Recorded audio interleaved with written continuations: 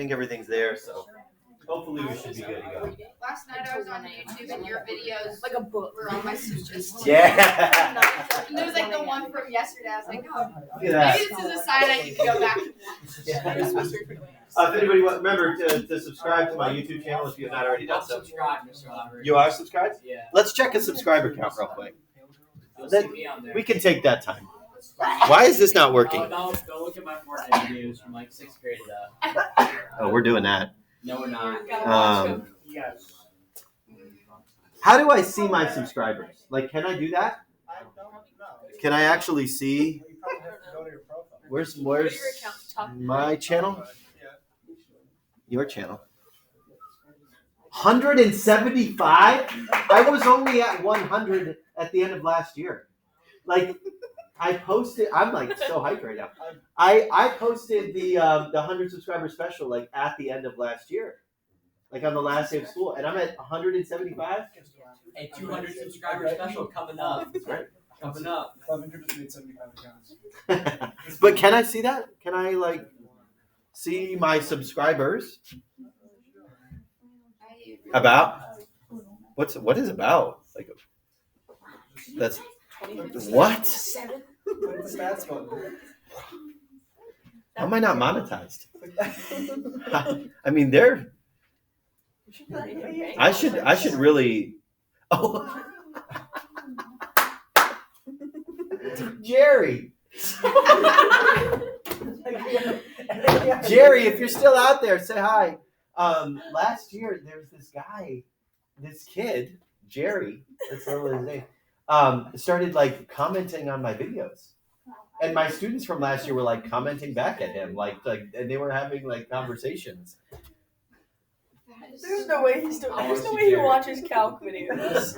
Jerry, He looks like he's 12. this is the 6 Sucker Challenge. Jerry Payne. He has more subscribers than you. I know. That's the funny part. Oh, he didn't. Oh wait, Julie. Wait a sec. Where did? Oh, I must have clicked on her accidentally. That's the calc teacher from Jackson. I subscribe to her. Oh. She has less subscribers than I do. Jerry Payne. 3. Yeah, he hasn't posted new content in a while. How to get more subscribers. Mr. Robert, we need to see the 6 Sucker Challenge. No, it's okay. He chokes halfway through. Spoiler alert. All right. Yeah.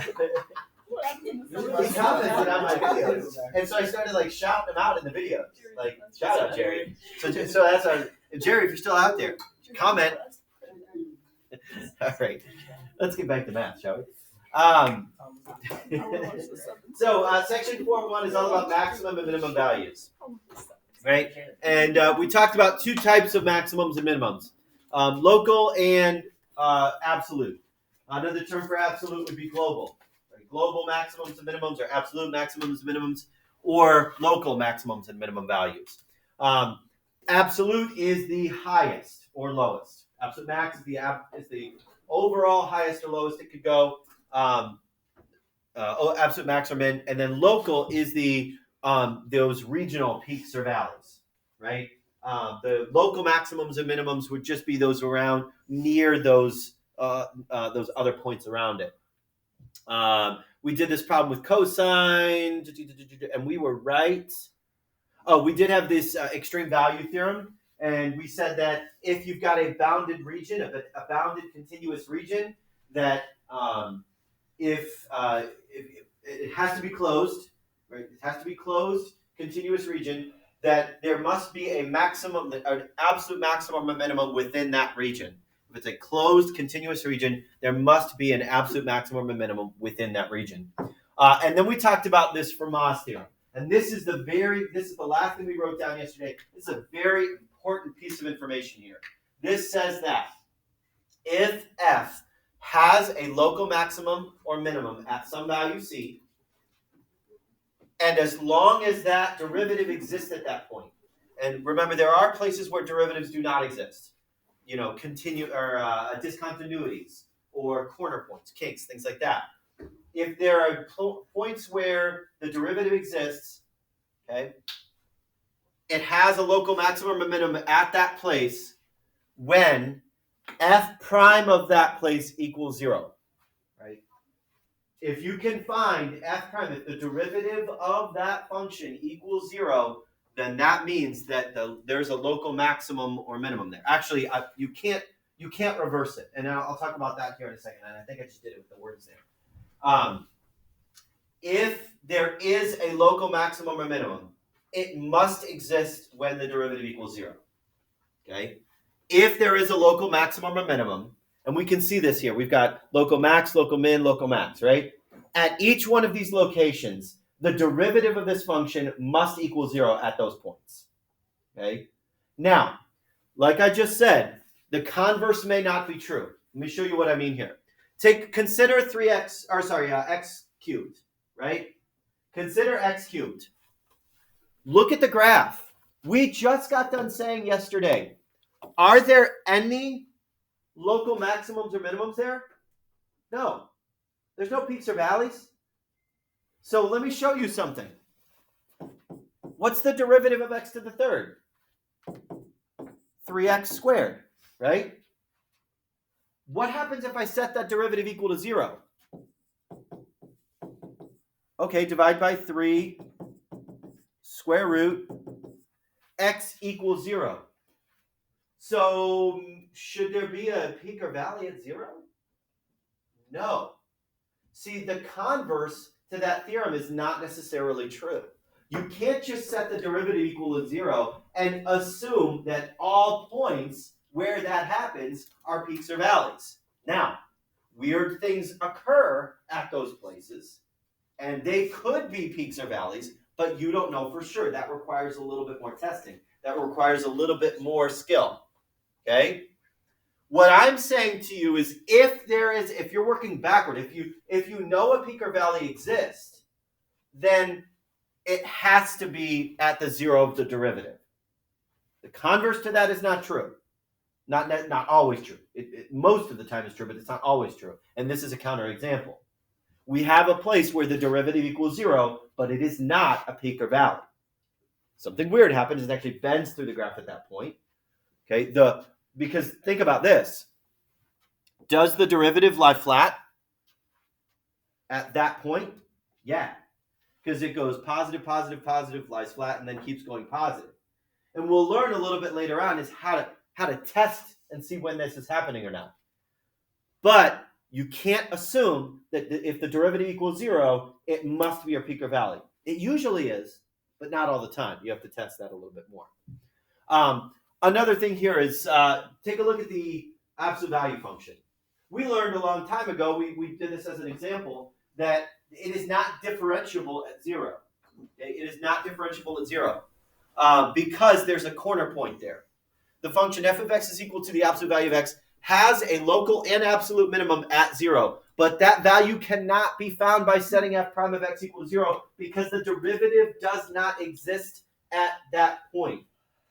So even though it has a local minimum, the derivative does not equal 0 at that point because the derivative does not exist. So there are those two caveats to that where you have to think about f prime of c has to exist, right? F prime of c must exist, and the converse of that theorem may not always be the case. It usually is, but not always. Sorry, did not go through this yet. I don't know why there's all those drawings. And this is what we're saying here. In examples 5 and 6, we showed that we must be careful when using Fermat's theorem. For example 5 demonstrates that that even when f prime of c is equal to 0, there may not be a maximum or minimum at that value. In other words, the converse is false in general. Furthermore, there may be an extreme value where the derivative may not exist. If it's a corner point, the derivative is not going to exist.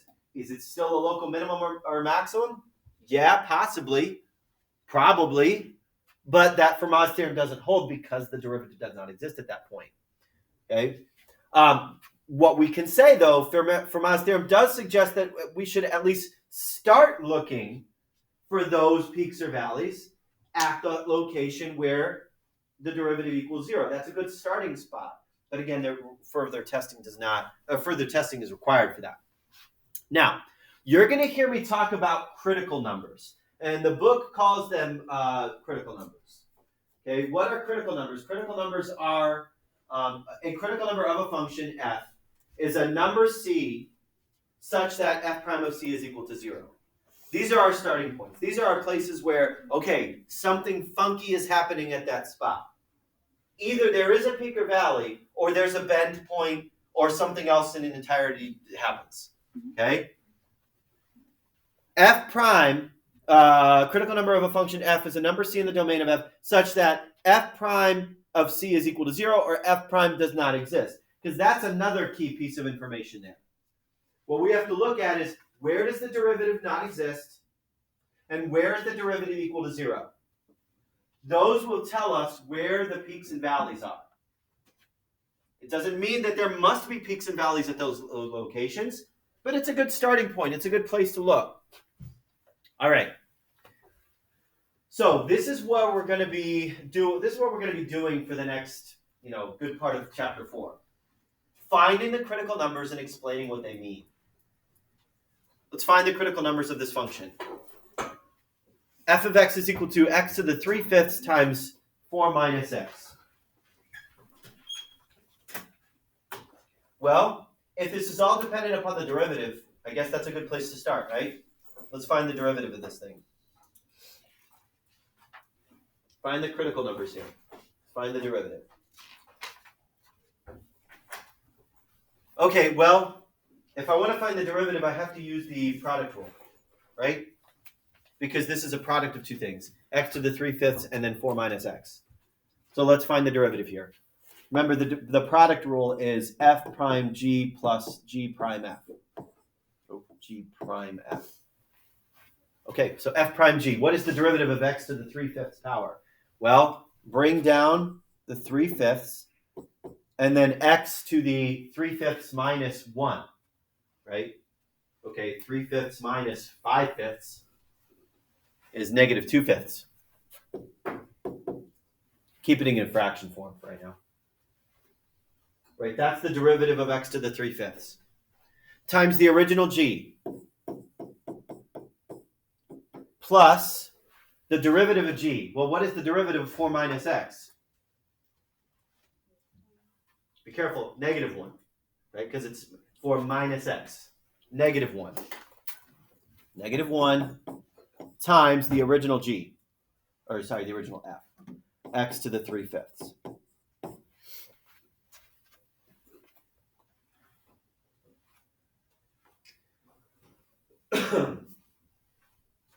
Now I'm going to simplify it a little bit. Okay. For example, I'm going to shift this down to the denominator. Like this is going to be 3 on the top, a 4 minus x on the top, and then on the bottom, this is a 5x to the 2/5. On the right side, I'm going to bring that minus, this negative, and make it a minus here, and that's just x to the 3/5.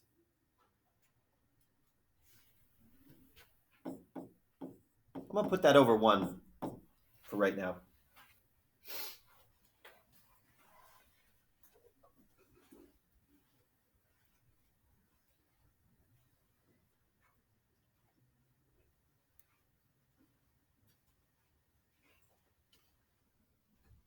Okay, I'm going to get common denominators.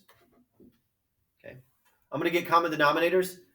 Now, to do so, my denominator here is 1, but the denominator here is 5x to the 2/5.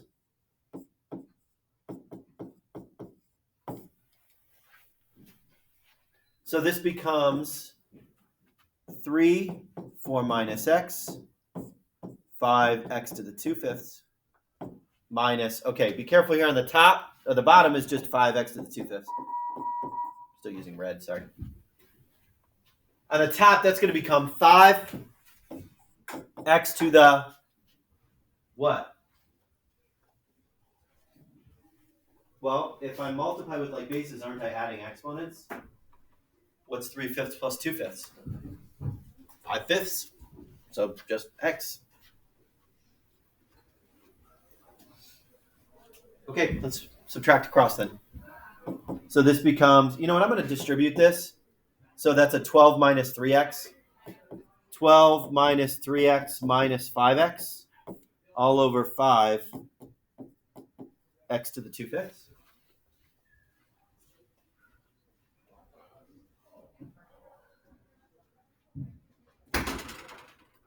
And now, if I take that that negative 3x and negative 5x, I get 12 minus 8x.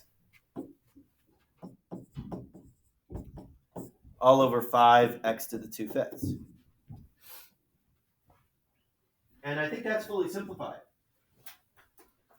Now, we could have done that in chapter 3, right?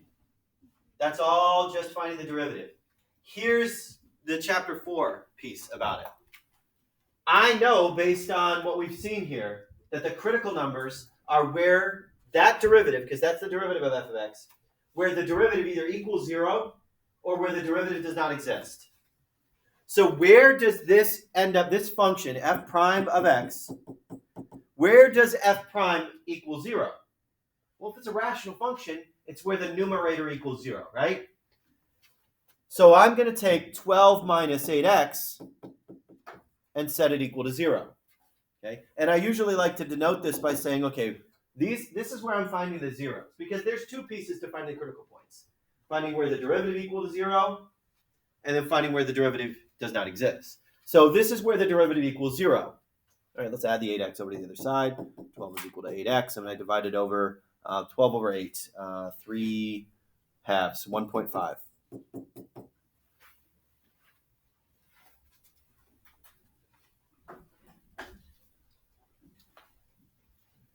Okay, that's where the derivative equals 0. Let's figure out where the derivative does not exist. Where does the derivative not exist? Where does the derivative not exist? When the denominator equals 0, right? When the denominator equals 0. Okay. So 5x to the 2/5 equals 0. Okay, divide by 5. Yeah, okay. So now, remember that's the fifth root of x squared, right? Right. But in other words, what makes this 0? 0. Okay, so these are our critical values. These are our critical points. Critical values. X equals 1.5 or 0. See, what I know now is that if a peak or valley occurs, it must occur at one of those spots. Does that mean that those spots are all peaks and valleys? No. But I know that if a peak or valley occurs, it occurs at those spots. So what we're going to be using in chapter 4 is all of our knowledge about derivatives to find the derivative, but not just to find the derivative, but find the derivative and then say, okay, if I know that's the derivative, where is a peak or valley going to occur? And again, where the two places are where the derivative is equal to 0 and where the derivative does not exist. Now, in terms of critical numbers, Fermat's theorem can be rephrased as follows. If f has a local maximum or minimum at C, then C is a critical number. Because that was our two conditions of Fermat's theorem. Our two then statements of Fermat's theorem. It says, if f has a local maximum or minimum, it said that, well, if the derivative either did not exist or the derivative was equal to 0. So now if we replace that by saying it must be a critical number, then we can say that, okay, if f has a local maximum or minimum, then it must occur at one of those critical numbers. Now, we're going to be looking at, there's a difference between when we have a closed interval and an open interval.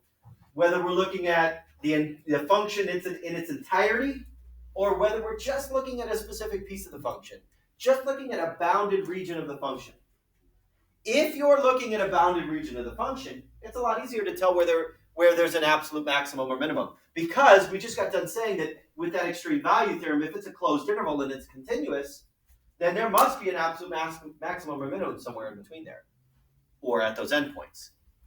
So this is our closed interval method.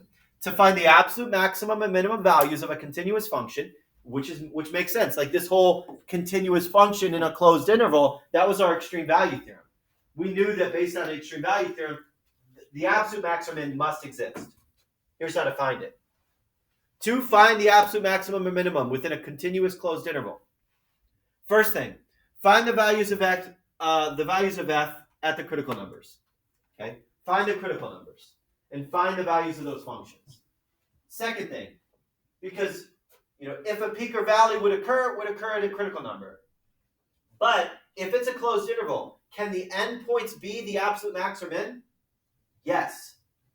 So step 2 says find the values of f at the endpoints, because those are included. Those are in the running for being an absolute max or min. And then the third step is find the largest value from steps 1 and 2. I mean, step 3 is like super easy. Just pick the highest or lowest for the maximum or minimum, the absolute maximum or minimum. So let's do it. Oh, sorry. If you're writing that down, you can jump back to there in the video. Okay. Excuse me. Find the absolute maximum or minimum value of the function. Is this a closed interval? Yes. It is not open because I have or equal to. So this is closed. You don't have to write this, but I'm kind of like going through the process of making sure the if statement applies to the closed interval method. Is it closed? Yeah. And it's closed because we know it's from -1/2 to +4. And I'm only looking at that snapshot. Is it continuous? Well, we have to jump back to knowing what continuity is. This is a polynomial function, isn't it? Aren't all polynomials continuous? Yeah, and that's based on our knowledge from the first semester. So is it closed? Yeah. Is it continuous? Yeah. Perfect. Then I know it's a closed continuous interval. That means I'm going to find the critical points. I'm going to find those critical values. We call them points or values, critical numbers, whatever. Okay. Basically, those are when the derivative equals 0 and when the derivative does not exist. That means we need to find the derivative. Perfect. That's a pretty easy equation to find the derivative, isn't it? 3x squared minus 6x. The +1 goes away, remember? Okay, let's find the zeros. 3x squared minus 6x equals 0. Okay, let's add the 6x. Well, let's factor out the 3x. I guess we should do it formally. So we had x minus 2. So x equals 0 or x equals 2. Those are the zeros of the derivative. X equals 0, x equals 2. Okay, we know that the critical numbers are either where the derivative is equal to 0 or where the derivative does not exist. Is there any place where 3x squared minus 6x does not exist? No. So there are no places where the derivative does not exist. I don't have to worry about that. When do we have to worry about that? When it's a rational function, when it's a square root function, right? Inside the square root cannot be negative. When it's irrational, the denominator can't be 0. Like those types of things that we know based on our knowledge of those functions. So really, our two critical points are here or here. Okay, so those are the critical values. Now, step 2 says find the values of the endpoints. Okay, -1/2 and +4. And we're going to make our chart. We're going to say, okay,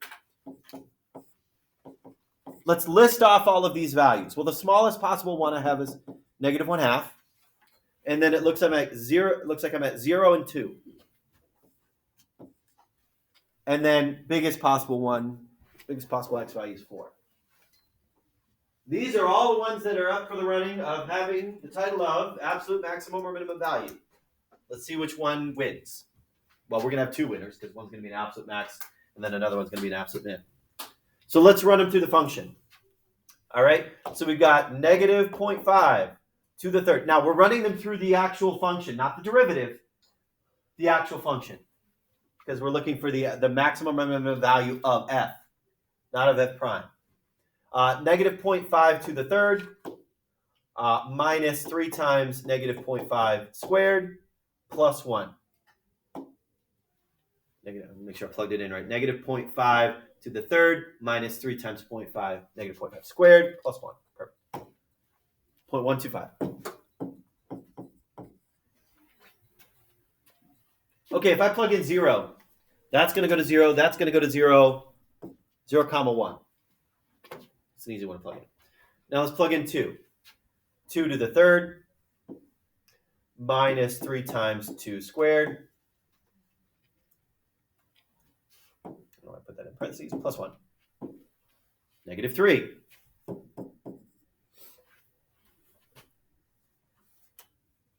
And lastly, let's do 4. 4 to the third minus 3 times 4 squared plus 1. 17.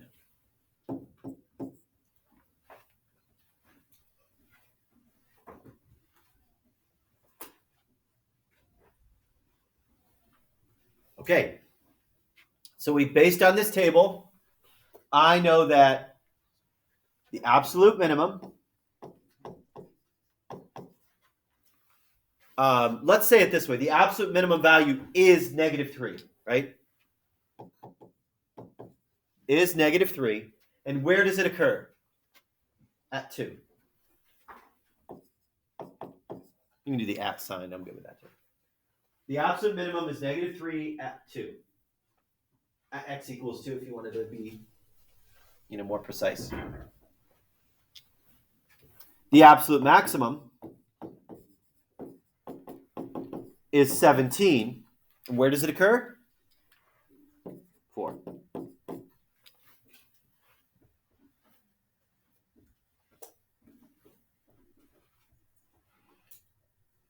Questions about that?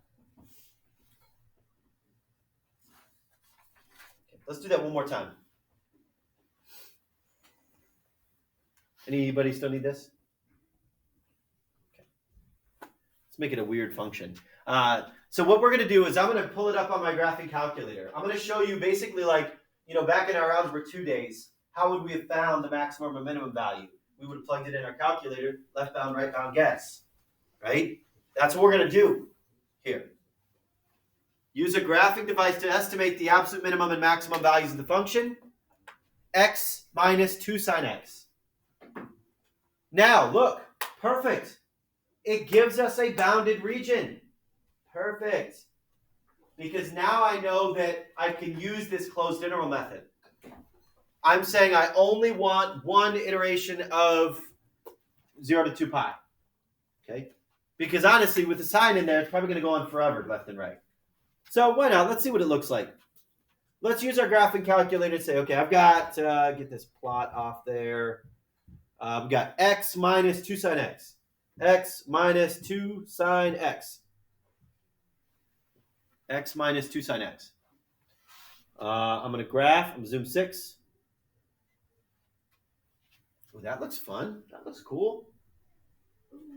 Okay. But do I want to take the entire function? No. So I'm going to change my window, and I'm going to say, okay, I only want x values between 0 and 2 pi. Between 0 and 2 pi. Okay?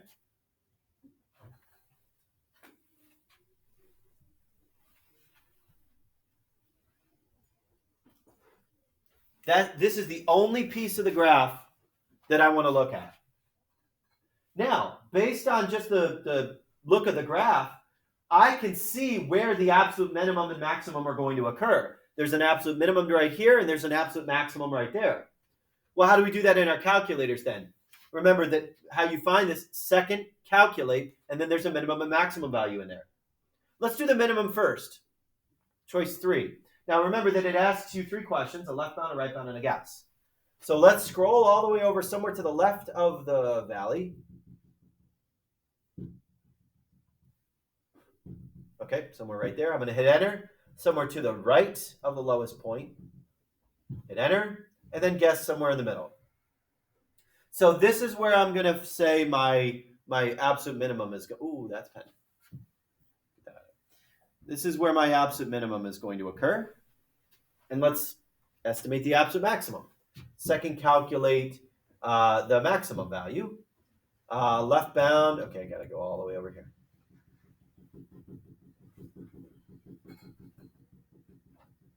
Okay. Enter. Okay. Past the peak. There we're at. There is our maximum. And it's giving you both x value and y value, right? It's giving you where it's occurring and what the value actually is. So that's part A. Let's do part B now. Let's do that with calculus. Let's actually say, let's find the exact value, because these look like decimals to me, like I'm rounded decimals. Well, to find the absolute minimum or maximum, I need to use the closed interval method, which requires me to find the derivative. So let's find f prime of x. And again, this is finding the critical points. Let's find f prime of x. Well, what's the derivative of x? 1. 1 minus, now it was 2 times the sine of x. What is the derivative of sine? Cosine. So it's minus 2 cosine of x. No need for any product rule there because it's just a constant times sine. So we don't need to do any product rule. So there's our derivative. And to find the critical points, we find the zeros of the derivative. So 1 minus 2 cosine x equals 0. All right, so that means I've got 1 is equal to 2 cosine x, just adding the 2 cosine x over to the other side, divide by 2. And then we say inverse cosine of 1/2 is equal to x. So let me ask you, where on the unit circle has the x value of 1/2? Where on the unit circle has the x value at 1/2? Okay, now think about unit circle. Where's that going to end up being? Right here. Oh, nope, sorry. X value of 1/2. This one and this one. Here and here. Right? So this is the pi over 3 and 5 pi over 3. Right? Those are the places with the x value at 1/2. Pi over 3, let me just double check that. Pi over 3 and 5 pi over 3. Do I need to consider more rotations? Because doesn't that exist at more places? I would, however, I'm only considering 0 to 2 pi. So at pi over 3 and 5 pi over 3. Pi over 3, I switched to red again. Go back. Pi over 3 and 5 pi over 3. Those are my 2 critical points, or those are my 2 zeros of the derivative. Do I have to consider any place where the derivative does not exist? Well, because this is trigonometric, no, it's continuous. It's going to exist everywhere. Okay? All right. So those are my critical values. Here are my endpoints. Let's make ourselves a table. Now, because I've already graphed this, are the endpoints going to be my maximum or minimum? No. I know that these peaks or valleys here at pi over 3 and then 5 pi over 3, that's going to be where this is going to occur. So let's not even bother with that. Let's just do pi over 3 and then 5 pi over 3. Okay, so we've got, and again, we're running this through the original function. So this is pi over 3, you know what, let's just put this in the calculator. Ooh, didn't want to hit that. Shoot. Get it going. Okay, let's go pi over 3 minus 2 times the sine of pi over 3. And look at that. Negative 0.685. Negative 0.685, which It's right here. Okay. And then we use 5 pi over 3. Do that same thing. 5 pi over 3. Oops. 5 pi over 3 minus 2 times the sine of 5 pi over 3. 6.968. Right there. 6.968. Okay. And those are our two locations. Those are our two locations. This is the absolute minimum. And this is the absolute maximum. I got to be honest, I'll be very lenient on how you describe to me what the absolute minimum and maximum values are. Just show me both x and y values. Okay? Just make it clear what the x value, what the y value is.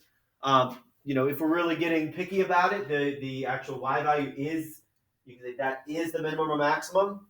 And where it occurs is just where it happens. It's the x value. Questions about that one?